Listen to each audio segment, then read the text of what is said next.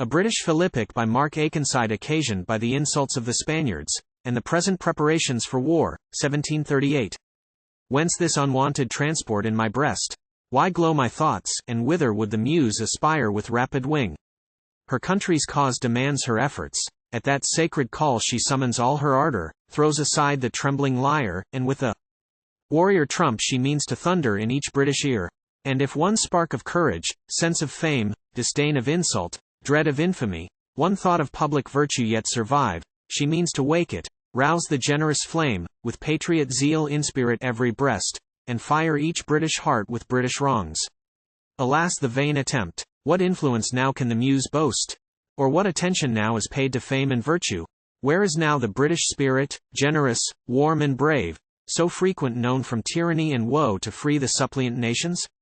Where, indeed, if that protection, once to strangers given, be now withheld from sons? Each kindling thought that warmed our sires, is lost, in luxury and avarice, baneful vice. How it unmans a nation! Yet I'll try, I'll aim to shake this vile degenerate sloth. I'll dare to rouse Britannia's dreaming sons to fame, to virtue, and impart around a generous feeling of compatriot woes.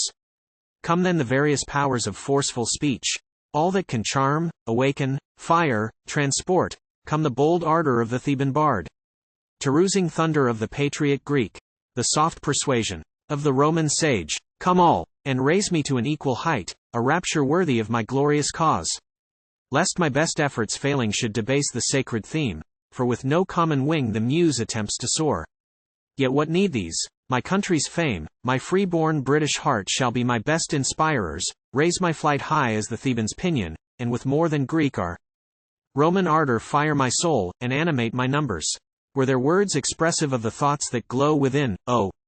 Could I give the vast ideas birth, no more should lazy luxury detain our martial youth, no more should Britain's sons sit meanly passive, and regardless hear the prayers, sighs, groans, immortal infamy of fellow Britons, with oppression sunk, in bitterness of soul demanding aid, calling on Britain their dear native land, the land of liberty, so greatly famed for just redress, the land so often died with her best blood, for that arousing cause, the freedom of her sons, those sons that now, far from the blessings of her easy sway, drag the vile fetters of a Spanish lord.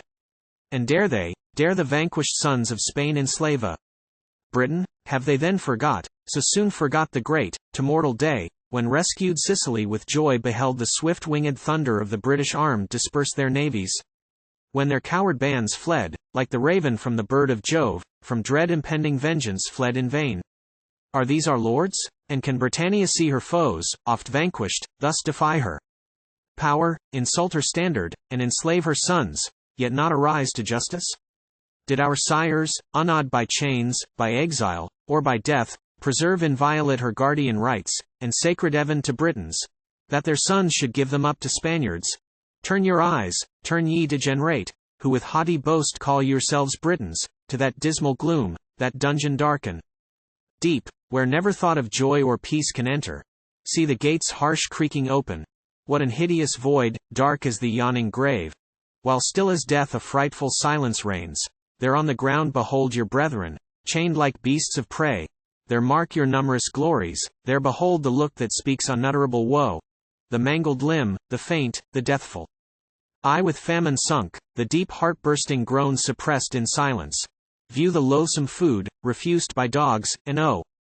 The stinging thought, view the dark Spaniard glorying in their wrongs, the deadly priest triumphant in their woes, and thundering worse damnation on their souls, while that pale form in all the pangs of death, too faint to speak, yet eloquent of all his native British spirit yet untamed, raises his head, and with indignant frowns of great defiance, and superior scorn, looks up and dies. Oh!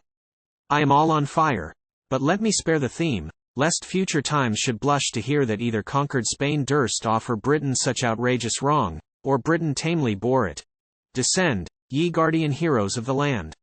Scourges of Spain, descend. Behold your sons. See how they run the same heroic race, how prompt, how ardent in their country's cause, how greatly proud t'assert their British blood, and in their deeds reflect their fathers' fame. Ah! Would to heaven ye did not rather see how dead to virtue, in the public cause.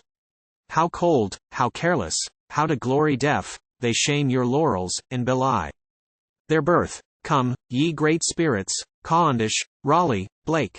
And ye of later name your country's pride, oh, come, disperse these lazy fumes of sloth, teach British hearts with British fires to glow. In wakening whispers rouse our martial youth, blazon the triumphs of your better days, paint all the glorious scenes of rightful war in all its splendors, to their swelling souls say how ye bowed tinsulting Spaniards' pride, say how ye thundered o'er their prostrate heads, say how ye broke their lines, and furred their ports, say how not death in all its frightful shapes could damp your souls, or shake the great resolve for right in Britain. Then display the joys the patriot's soul exalting, while he views transported millions hail with loud acclaim the guardian of their civil, sacred rights. How greatly welcome to the virtuous man to fall for others' good. The radiant thoughts that beam celestial on his passing soul, tune-fading crowns awaiting him above, t'exalting plaudit of the great supreme, who in his actions with complacence views his own reflected image. Then descend though, to a lower, yet a noble scene.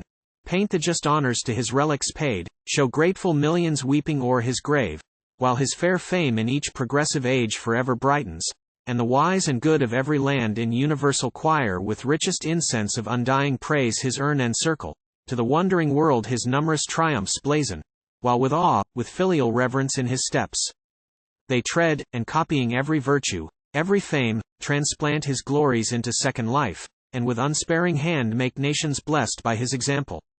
Vast, immense rewards, for all the turmoils which to heroic mind encounters here.